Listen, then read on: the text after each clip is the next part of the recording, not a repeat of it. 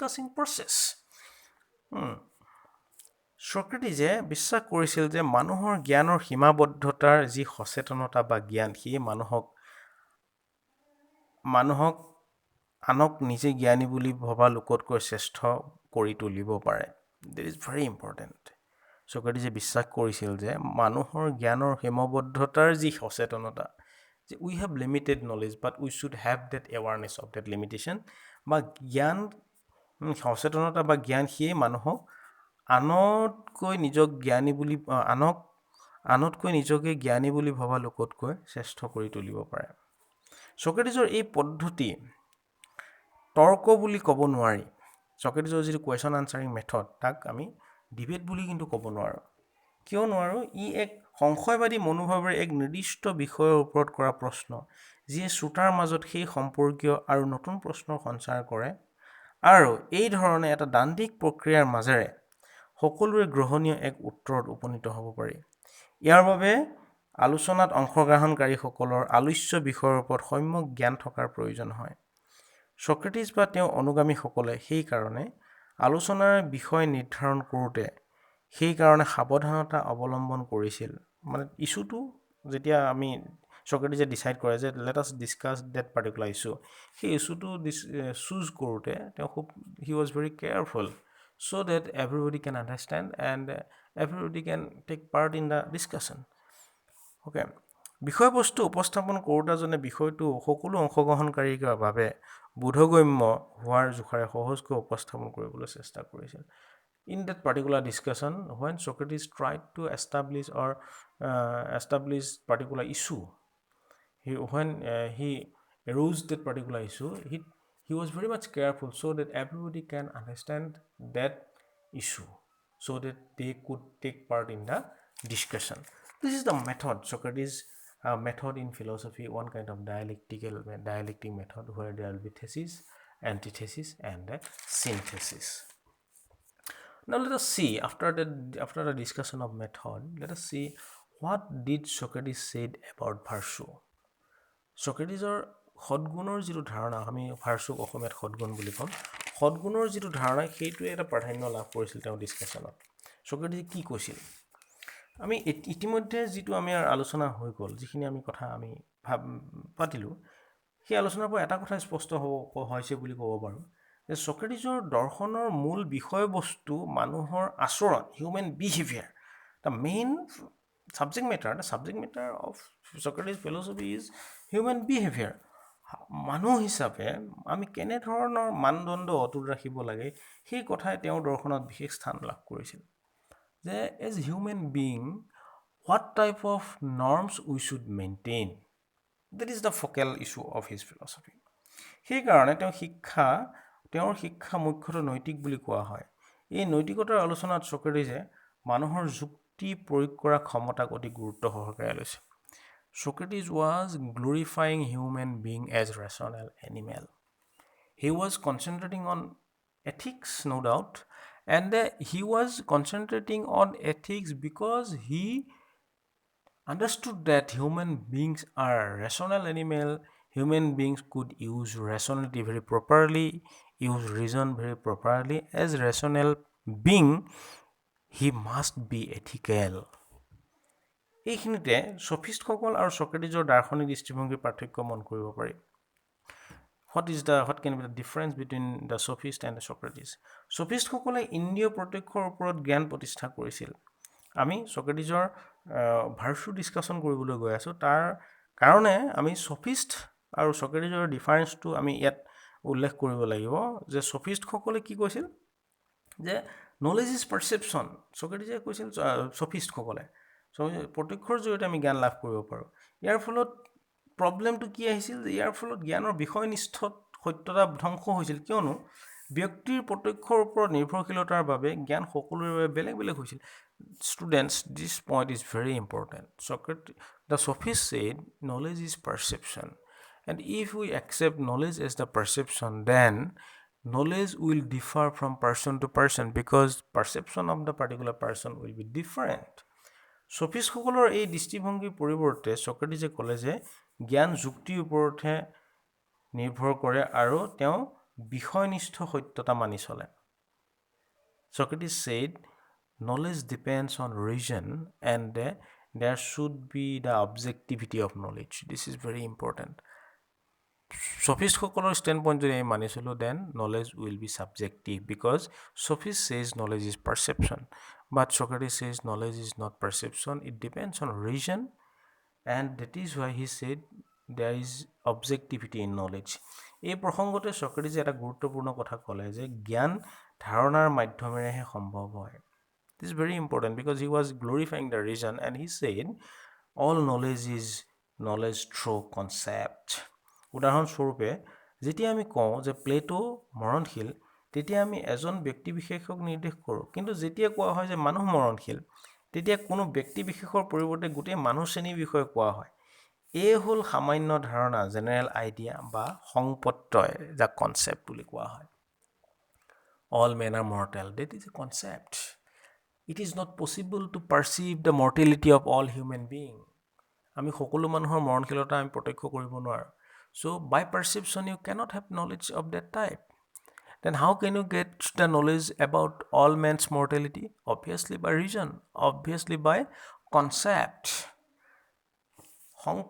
সংপত্তয় যুক্তিৰ দ্বাৰা পোৱা যায় সংপত্তয় means মই already কৈছো যে concept that concept can be deduced by the reason Socrates' মতে কনসেপ্টৰ মাধ্যমেৰে জ্ঞান লাভ কৰা হয় we get the knowledge through concept অৰ্থাৎ তেওঁ যুক্তিকে জ্ঞানৰ উৎস বুলি ক'ব খোজে এই মত সফিষ্ট মতবাদৰ সম্পূৰ্ণ বিৰোধী আছিল কিয়নো তেওঁলোকৰ মতে ইন্দ্ৰিয় প্ৰত্যক্ষই জ্ঞান দিয়ে আমি অলৰেডি ক'লো যে সফিষ্ট সকলে ক'লে knowledge can be achieved by perception but Socrates says knowledge can be achieved by reason and as well as by concept Socrates সত্যৰ বিষয়নিষ্ঠতা স্বীকাৰ কৰিছিল Socrates অকল সত্যৰ বিষয়নিষ্ঠতা স্বীকাৰ কৰা বুলি নহয় Socrates জ্ঞানৰ বিষয়নিষ্ঠতা স্বীকাৰ কৰিছিল he said knowledge is concept so it should be common for all and there will be objectivity of knowledge it cannot be changed from person to person or situation to situation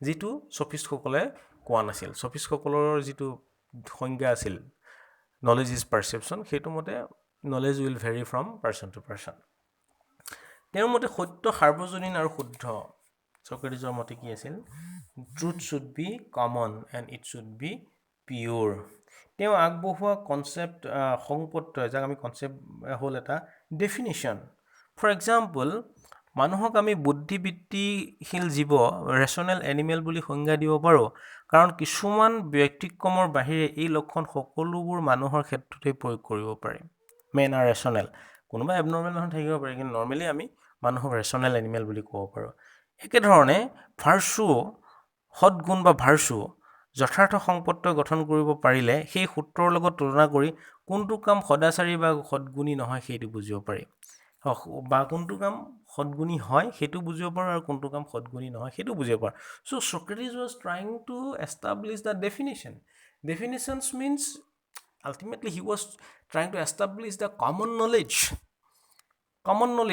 and that can be deduced by concept suppose ইয়াত আমি কি ক'ব খুজিছো যে virtue কি যদি আমি সফিষ্টৰ কথা লৈ যাম ভাৰ্চু মোৰ কাৰণে বেলেগ হ'ব পাৰে তেওঁৰ কাৰণে বেলেগ হ'ব ডেফিনিশন বেলেগ হ'ব পাৰে কিন্তু Socrates এনেকুৱা এটা ডেফিনিশন মানে এনেকুৱা এটা নৰ্ম এস্টাবলিশ কৰিব খুজিছে যাৰ দ্বাৰা ভাৰ্চু সকলোৰ কাৰণে আমি একে ধৰণে এস্টাবলিশ কৰিব পাৰিম ভাৰ্চু মোৰ কাৰণে যেটো হ'ব তোমাৰ কাৰণে একে হ'ব ৰাম যদু মধু সবৰ কাৰণে একে হ'ব so he was trying to establish that definition and that definition can be established by the concept Socrates' মতে সত্যৰ এটা বিষয়নিষ্ঠ প্ৰমাণ আছে আৰু ই ব্যক্তিৰ পৰা স্বতন্ত্ৰ It is very important. The truth has objectivity and it should be independent from the individuals.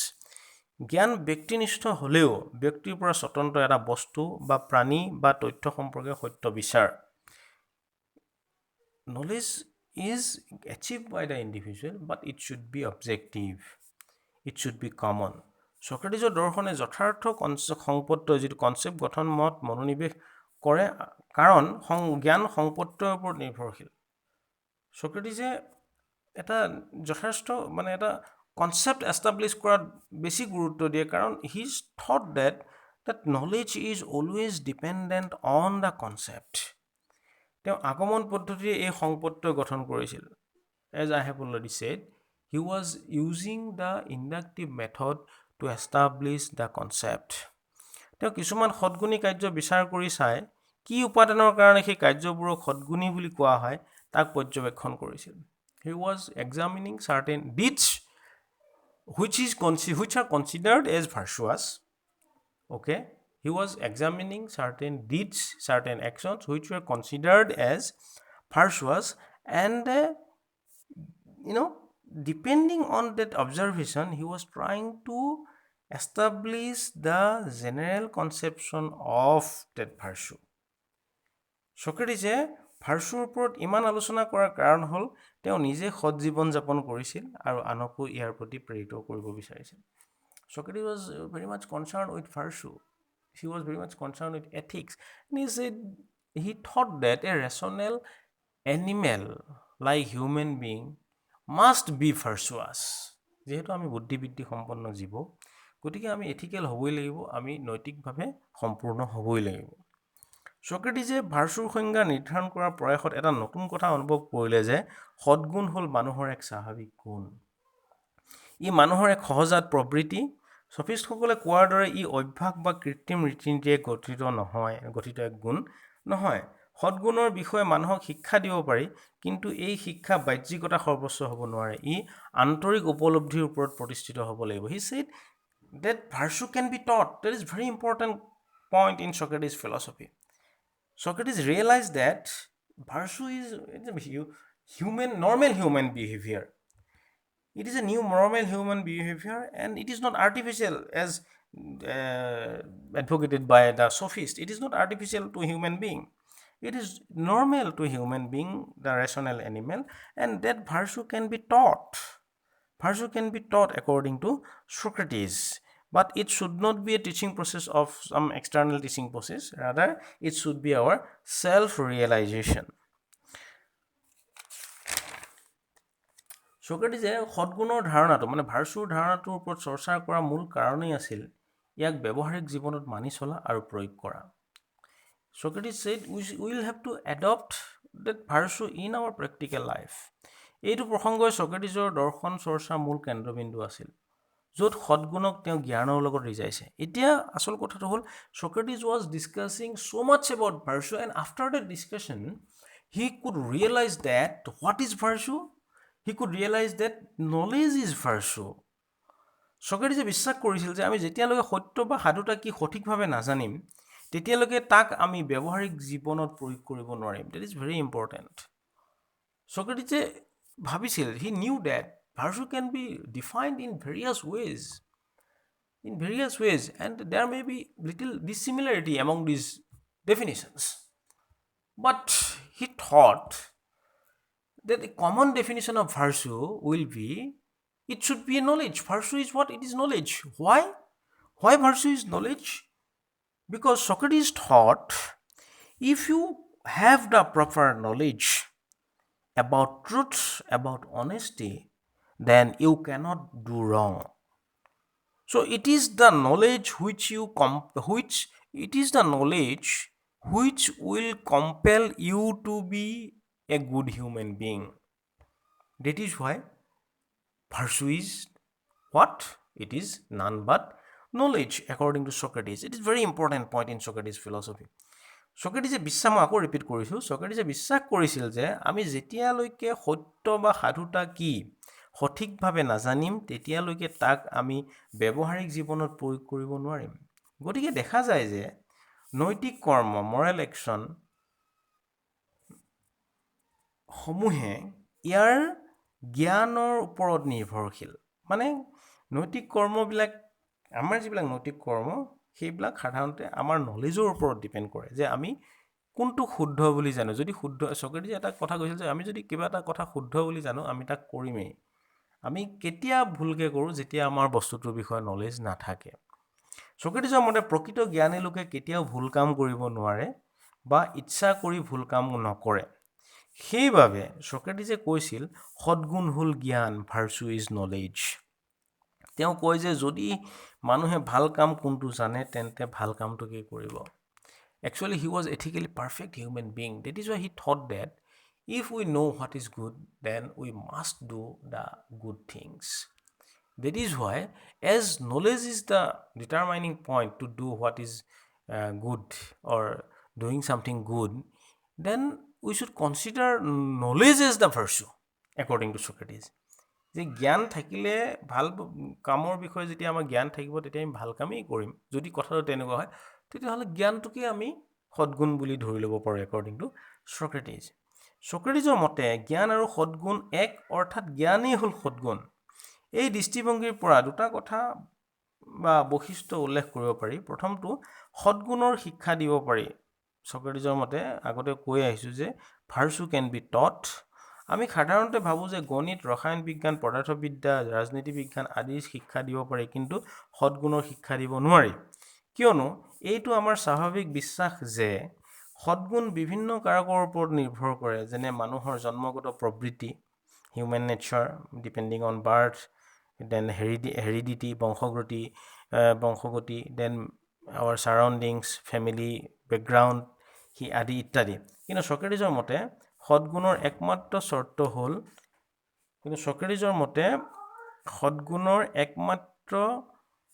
চৰ্ত হ'ল জ্ঞান, আৰু এই জ্ঞানৰ শিক্ষা দিব পাৰি। The sole condition of virtue is, according to Socrates, is knowledge, and that knowledge can be achieved by teaching. ইয়াত প্ৰয়োজনীয় কথাটো হ'ল এজন সদ্গুণী শিক্ষক বিচাৰি উলিওৱাটো। You will have to find out a virtuous teacher. That is important. লগতে সদ্গুণৰ ভাৰ্চুৰ concept আৱিষ্কাৰ কৰা সহজ নহয়। ই অতি মূল্যৱান জ্ঞান। যিকোনো দাৰ্শনিকে এই কাম কৰিব নোৱাৰে। কিন্তু যদি সদ্গুণৰ ভাৰ্চুৰ কনচেপ্ট আৱিষ্কাৰ কৰিব পৰা যায়, তেনেহ'লে ইয়াৰ শিক্ষাও দিব পাৰি। সক্ৰেটিজৰ ভাৰ্চু সম্পৰ্কীয় দ্বিতীয় বৈশিষ্ট্য, ই হ'ল ভাৰ্চু ইজ ওৱান। প্ৰথম ক'লে যে ভাৰ্চু কেন বি টট, দ্বিতীয়তে ক'লে কি ভাৰ্চু ইজ ওৱান। সাধাৰণ দৃষ্টিত ভাৰ্চু বুলিলে বা সদ্গুণ বুলিলে আমাৰ বহুত কথা মনলৈ আহে, যেনে ন্যায়, সাহস, দয়া, পাৰদৰ্শিতা, উপকাৰিতা আদি। যিবিলাক ভাল গুণ আমি সেইবিলাকে ভাৰ্চু বুলি ভাবোঁ। সক্ৰেটিজৰ মতে এই আটাইবোৰ সদ্গুণৰ উৎপত্তি স্থান হ'ল knowledge. The originating point of all these good qualities like justice, courage, mercy, expertiseness, all these good qualities are originated from knowledge. If you have knowledge, then you will have all the good qualities, and that is why Socrates said virtue is one, that is knowledge. Finally, we can say লাষ্টৰ যিটো point ক'লোঁ যে সক্ৰেটিজে যিটো কথা ক'লে যে if you know' what is good then you will do the good, সেই কথাটো অলপ আইডিয়েল কথা হয়। কাৰণ আমি ডে টু ডে লাইফত জানো যে আমি কেতিয়াবা ভাল কি সেইটো বুজি পাওঁ, জানো, তথাপিও আমি বেয়া কামটো কৰোঁ। কাৰণ আমি ইম'চনেল বিং, আমাৰ নিজৰ কেতিয়াবা স্বাৰ্থ থাকিব, আমাৰ চাম কম্পালশ্যন থাকিব। So' though we know' that certain things are good, still we do not do that good things.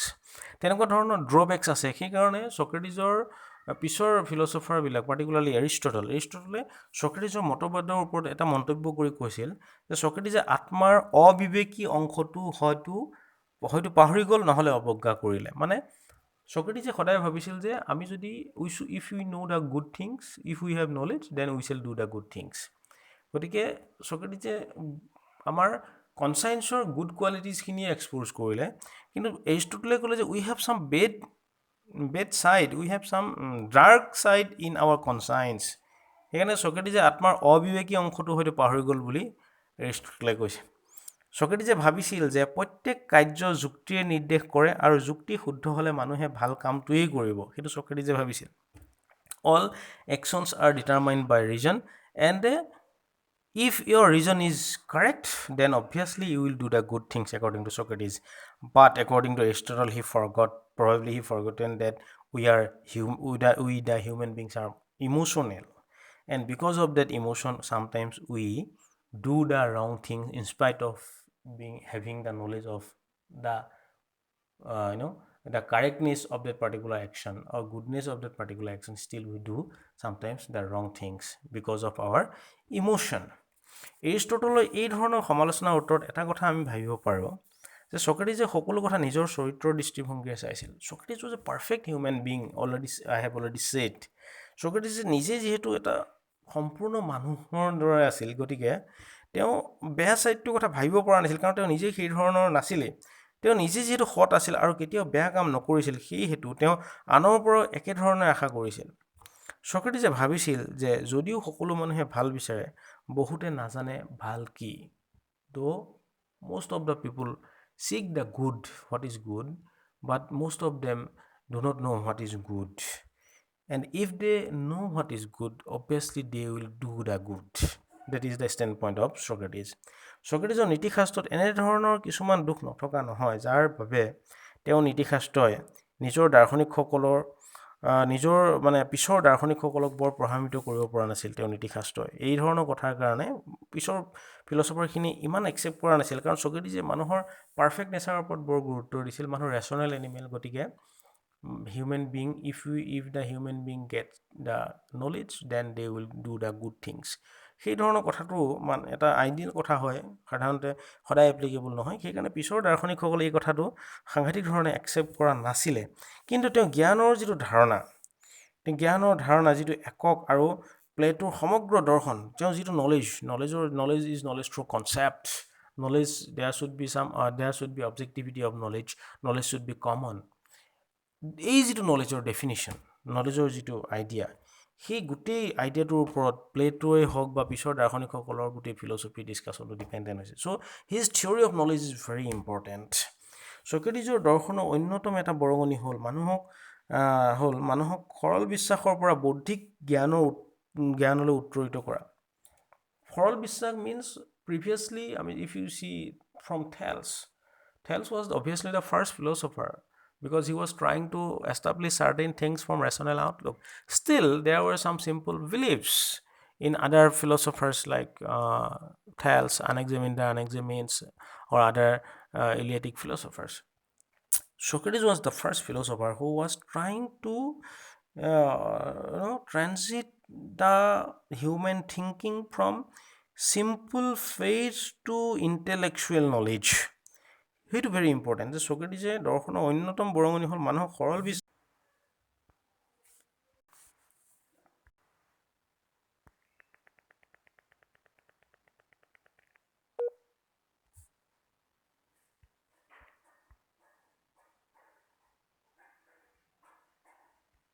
এটা চিনেমাখন শেষ